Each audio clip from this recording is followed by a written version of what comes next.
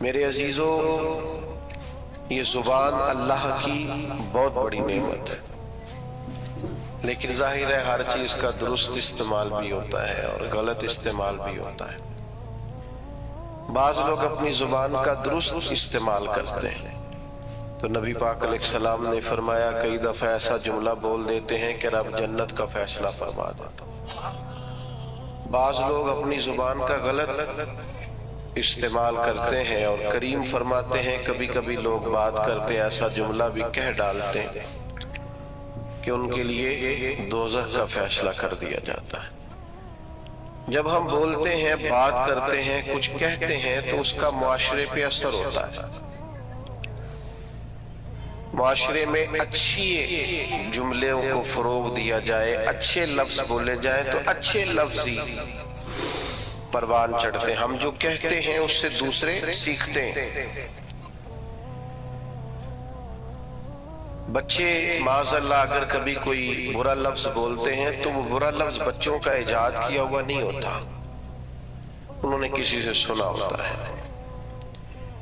کسی نے ضرور کہا، گھر میں کہا، گلی میں کہا، محلے میں کہا، اسکول میں کہا، کھیل کے گراؤنڈ میں کہا، کسی نے کہا ہوتا ہے جس کے سبب سے بچوں کی زبانوں پر وہ جملہ آتا ہے۔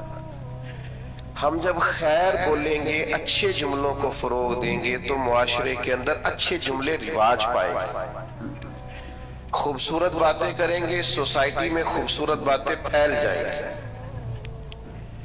یہ مت سمجھیے کہ میرے بولنے سے کیا ہوتا ہے، آپ کے بولنے سے اثر لیا جاتا ہے، ڈھیر سارے لوگ اثر لیتے ہیں،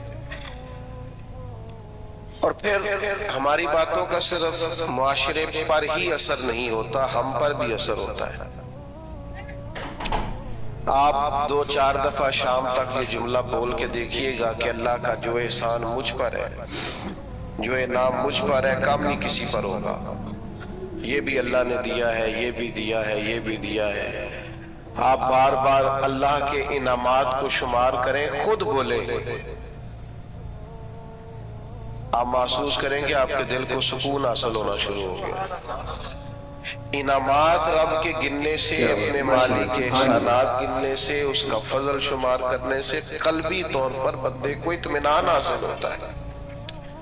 اور آپ شکوہ شروع کر دیں فلانی چیز بھی کوئی نہیں، بڑی محنت کی ہے، فلانا کام بھی نہیں ہوا، فلاں نے بھی بات نہیں سنی، فلاں بھی ایسے ہے، فلاں بھی ایسے، آپ سارا دن شکایتوں کی باتیں کریں، آپ کا دل بے چین رہنے لگے گا۔